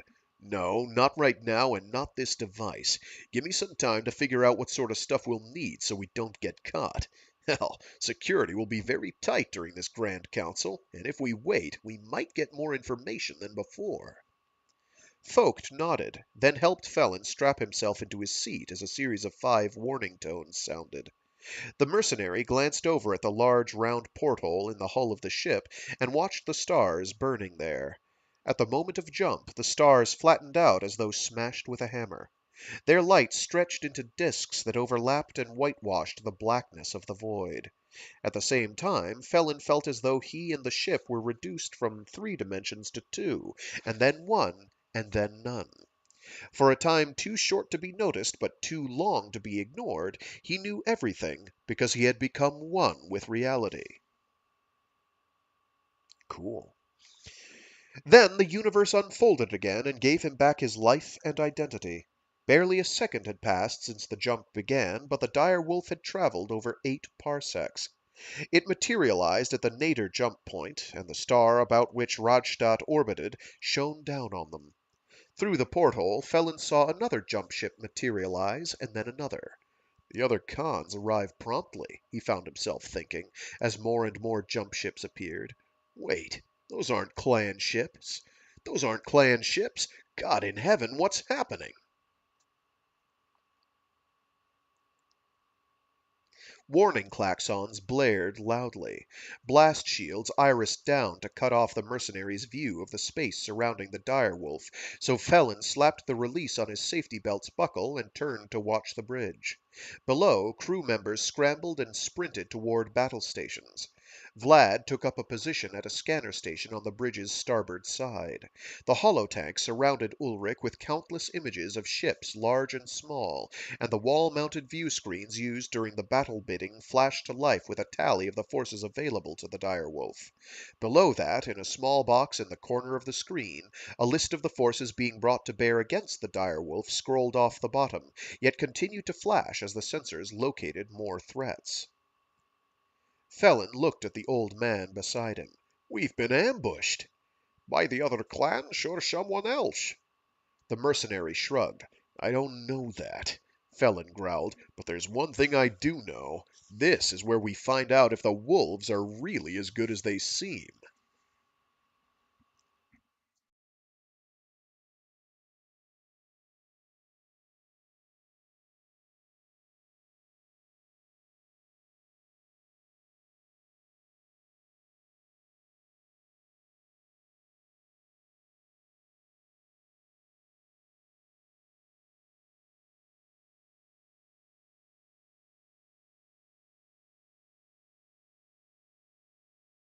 Chapter 40 Nadir Jump Point, Radstadt.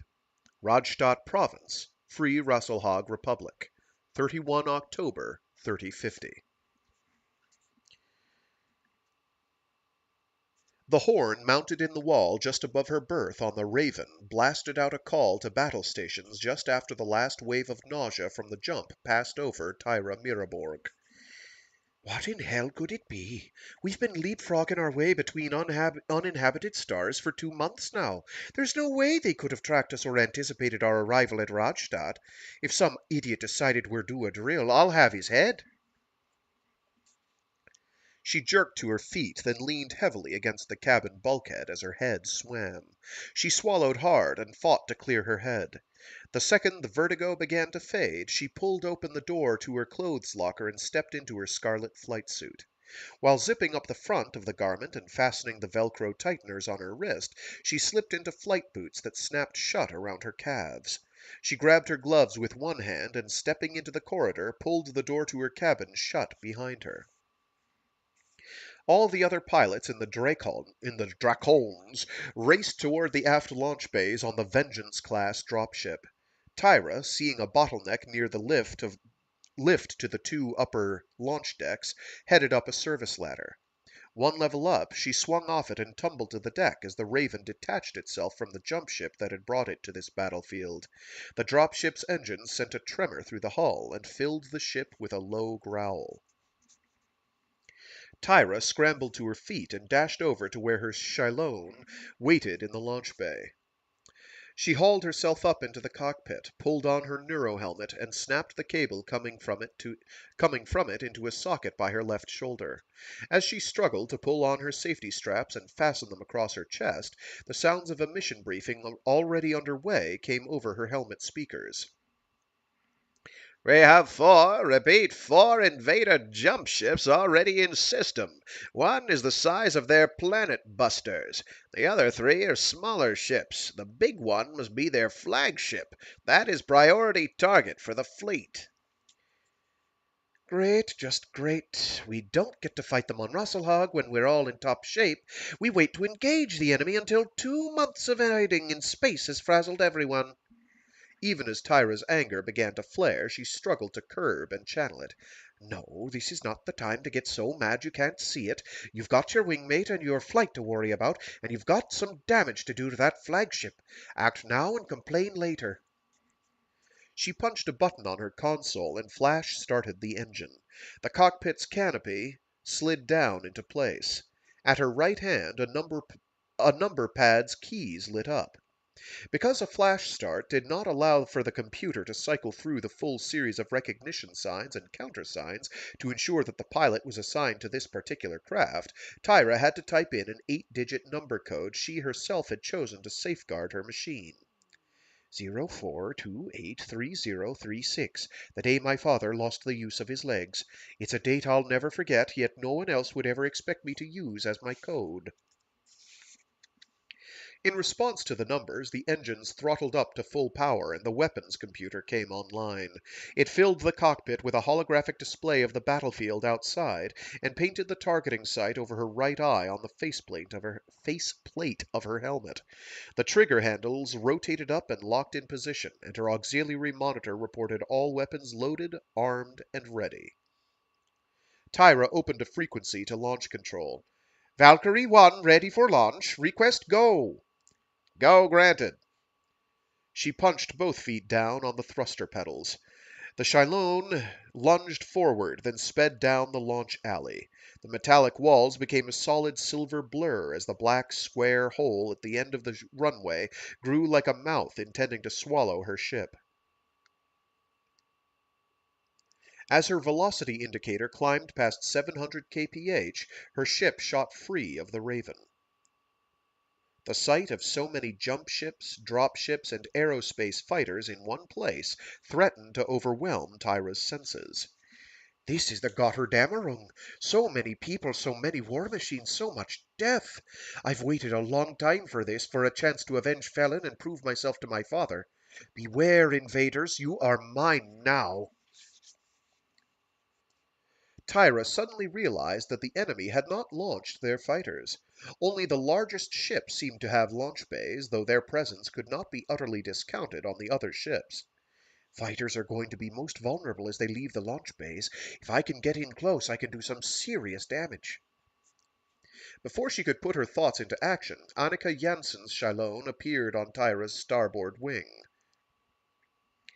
"The biggest target is bound to be the easiest to hit, eh, boss?" "Right, Nick. Stay close. If either of us is hit, we break off, right?" "Roger." Tyra spiraled her Shylone down away from the Raven and kicked it into a long dive toward the invader's flagship. Without gravity to aid it, the fighter picked up no speed as it streaked toward the massive jump ship. Unless you actually had your engines going, in which case you'd be continuously accelerating, but hey, what am I? Without gravity to aid it, the fighter picked up no speed as it streaked toward the massive jump ship, and because of the battlefield's proximity to the orange-yellow star at the center of the solar system, Tyra had to increase power to maintain her speed. Annika's ship lagged behind by a few hundred meters, but slowly caught up to reach Tyra's side when they engaged the first flight of fighters from the flagship. That is some fine alliteration. Nick, fire once, then punch it. We'll burst by them, drop an SRM volley, and leave them to the others." Tyra flipped her radio to a broader tactical channel. "Valkyrie 1 here. We need some assist in sector Alpha X-ray 24. Enemy fighters 2 by 2. Roger, Valkyrie 1. Fenrir 3 and 4 on our way. And Acer 1 and 2 as well. Valkyrie 1, save us something. Roger. Tyra launched a full volley of long-range missiles, then brought the Shylone's nose up to carry the ship above the LRM's line of attack. The missiles shot down at the nearest of the invader aerofighters, spattering the boxy craft over its nose and right wing. Tyra stared at the icon representing that fighter on her holographic display, then tightened her fingers on the trigger buttons. The large laser shot from the Shylone's nose and burned a furrow through the armor on the invader's aft turret, while the ruby beams from the wing-mounted medium lasers did more damage to the craft's nose and right wing. The invader's return fire shot wide and low, leaving Tyra's ship intact. She sensed that her enemy was an inexperienced pilot and an easy kill, but she stayed with her original plan. All the fighter kills I get will mean nothing if we can't take out that big ship. She stomped on the foot pedals and cranked the Shilone's speed up to 1800 kph. Depressing the thumb button on the left joystick dropped a flight of SRMs to discourage pursuit as she dove hard on the flagship. All around her, dropships that had detached themselves from their jump ships likewise shot toward the invaders' fleet. Outside the grip of planetary gravity and free of a buffeting atmosphere, those ungainly, bulbous craft became lethal weapons platforms. Bristling with missile launchers and laser muzzles, the dropships rode argent ion flames down toward the invaders' fleet. In more than one case, the ship's captain had opened the mech bay doors, allowing battle mechs to stand in the opening to add their token firepower to the ship's weapons. Uh, Let me try that again. In more than one case, the ship's captain had opened the mech bay doors, allowing battle mechs to stand in the opening to add their token firepower to the ship's weapons rather than remain helpless inside their cocoons. Which is very Daedalus attack from Super Dimension Fortress Macross. Except that involves punching a ship into another ship and then opening the bays and having mechs shoot at things. I may wind up reading the Robotech iteration of Macross on stream. I was going to do it earlier this year, and then I was like, you know what? Harmony Gold has made me angry in recent memory. I'm not going to do it. They don't deserve the attention. But it is a fairly dedicated adaptation of at least the SDF Macross source material. The subsequent volumes that cover what is it, Southern Cross and Mospita are not so not so much. Where were we? Right.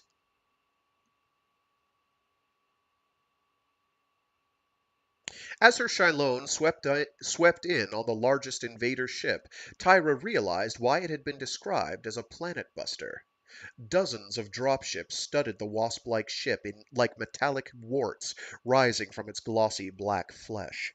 They had docked with all their jets pointing toward the interior of the ship, which is the opposite of what I said first.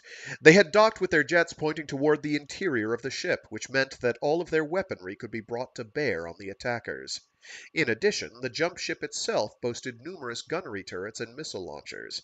From various ports on the drop ships and the jump ship, clan battle mechs crawled out and clung to the hull, hoping for a shot at a fighter that strayed too close.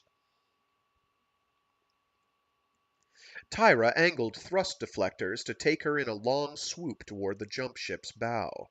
With Annika on her tail, she stood the Shylone on its right wing and dove down toward the hull. She launched a volley of LRMs that splattered themselves against the bridge's closed blast shields, then hugged the artificial landscape and began a long strafing run down the ship's spine. Almost instantly, she recognized a flaw in the ship's design. A narrow valley ran down between the two parts of the hull that had been built up for dropship docking. By taking her aero fighter to the deck, she flew low enough that the dropships could not target her craft for fear of doing damage to the jump ship itself. The valley, while not wide on a planetary scale, provided her just enough room for maneuvers that made hitting her ship very difficult. In her first run, Tyra knocked out 2 PPC turrets, and toward the end she bobbed up out of the valley to pepper the hull of a dropship with a flight of LRMs. Her ship sped past the jump ship. Damn it, no solar sail to waste. That would keep them here for a long time. She checked her display and saw Annika had likewise survived the trip down the jump ship's back. Split S, Nick, and we make another run.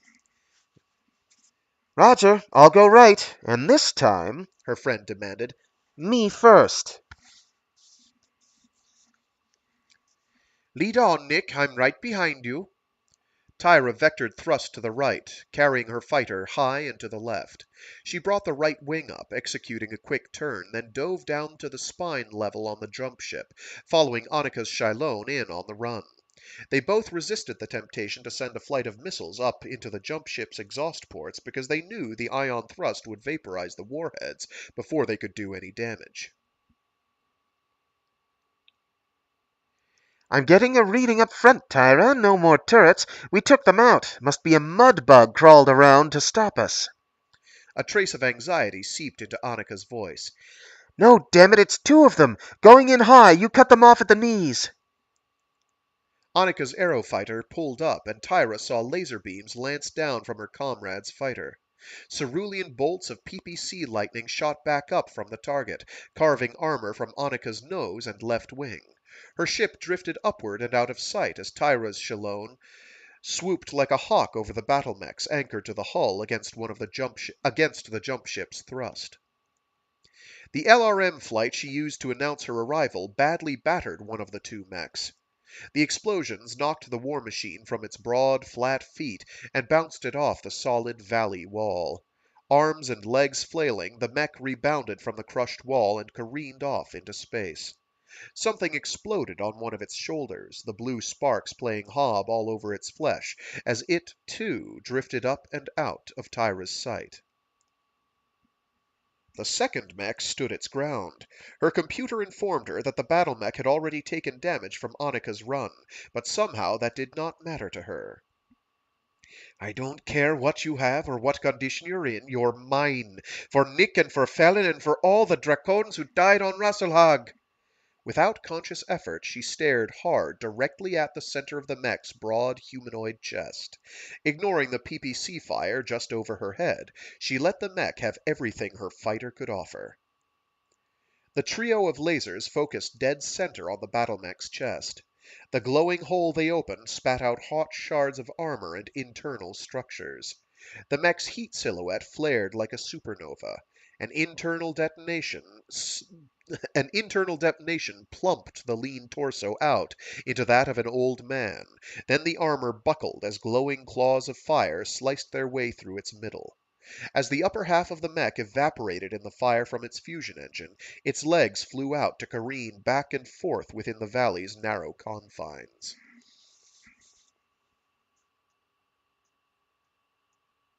Tyra pulled up to avoid the fireball and ran head-on into a flight of SRMs from a nearby dropship. The missiles exploded against her cockpit, and the flash momentarily blinded her.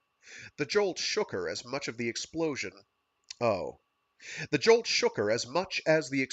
had shaken her ship. The jolt shook her as much as the explosions had shaken her ship. We get it eventually. But she forced herself to ignore it until she could regain control of her fighter. Kicking in the afterburners, she whirled the craft into a long spiral that took it away toward the jump ship's bow. Tyra! Tyra! The urgency of Annika's shout shocked Tyra out of a fog. My God, zoning out like that in a battle! I must be hit bad. She recognized a tightness around her right elbow and across her chest, but it took a moment or two for her to realize that it came from her vacuum suit's attempt to localize a breach. The wail of warning sirens suddenly impinged on her brain, and as she brought the primary monitor into focus, she realized that her cockpit had been breached. She brought her left hand up to her right shoulder where it encountered something very hard and came away bloody. Tyra, talk to me! I'm here, Nick. How are you? Circuit overloading from the PPC shut my engine down. I'm not having any luck restarting. I'll take it all the way off, then do a full restart. That's not important. How are you? I'm hit, Nick. It's pretty bad. Tyra choked down the lump in her throat. I love you, you know. I'm glad you can't follow me. No, Tyra, don't do anything stupid. Get your ship over here. I can help you. Too late for that, Nick. If you see my father, tell him I made him proud. Tyra cut off her radio and boosted the Shylone forward. She flipped off two safety switches. One cut the warning klaxons, and the other removed all restraints on engine power. These ships have more power than a human pilot can normally take. At full power, a pilot will black out, but that doesn't really matter now, does it? She laughed aloud and liked the sound. I have not laughed like that or felt this carefree since Felin left Gunsberg. How fitting. I'll be with him soon enough. Bringing the Shilone's nose down, she let the ship flip over onto its head. Then she rolled it over so she could watch the jump ship's bridge loom ever larger in her view screen. This is it. The Iron Jarl makes another sacrifice for Rasselhag. Pushing both overthruster pedals to the cockpit floor with her feet, she flew faster than any human ever and kept the Shylone dead on target.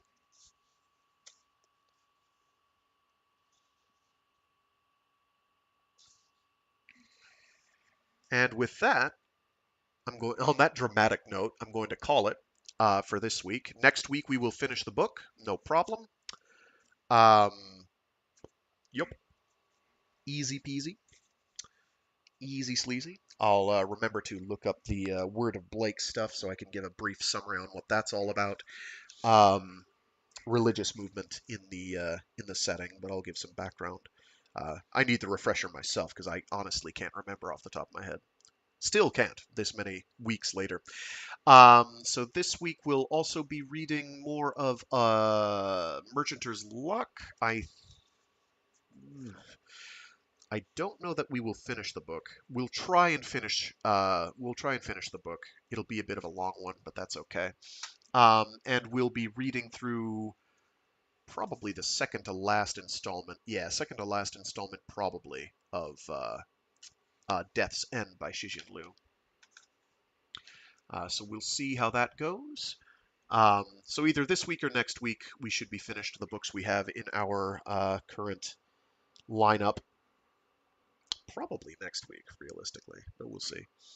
Anything else salient? I'm not sure. I can't think of anything. Yep. Okie dokie. Hope people enjoyed. Sorry if I was rough. Yesterday was this whole weekend has been kind of a trying experience for me. Less said about it, the better. The faster we can move on with our lives, the better. So yeah, thanks for tuning in. If you're listening to this for the first time and you're wondering, hey, why are these so rough? It's because I do them live and I don't edit them afterwards because I'm A, lazy, and B, think of it as a performance art, if you will. This book in particular is probably rougher than usual because I have never read it before. It was in my collection because I got a bunch of from a library book sale years ago. There was a bunch of the of old BattleTech novels, and I grabbed what they had. There's a couple duplicates that I need to winnow out to free up space. I do stream these every Monday, Wednesday, and Friday, starting at 12 noon Eastern Standard Time, U.S. East Coast time, whichever is easier for you to figure it out from. I realize that's not terribly convenient for most people, but if you're on the U.S. Pacific Coast, then it's I don't know, like 9 o'clock, I think that is. It's like a 3-hour difference, give or take. So it's a morning for you. And if you're in Europe, it's the evening. So but if you're U.S. East Coast, probably you can't, and that's okay. But it's the times I have free. Incidentally, if you're on the Western U.S. coast, wear face masks and stuff for all the smoke flying through the air. Jeez Louise. That fire looks bad out by LA. I tell you, does not look good. Which means I'll be dealing with the smoke fallout from that in a week or two, a couple weeks, maybe sooner. Anyway, as usual, stay safe, stay sane, and be decent to each other. I will see you all later, and until next time.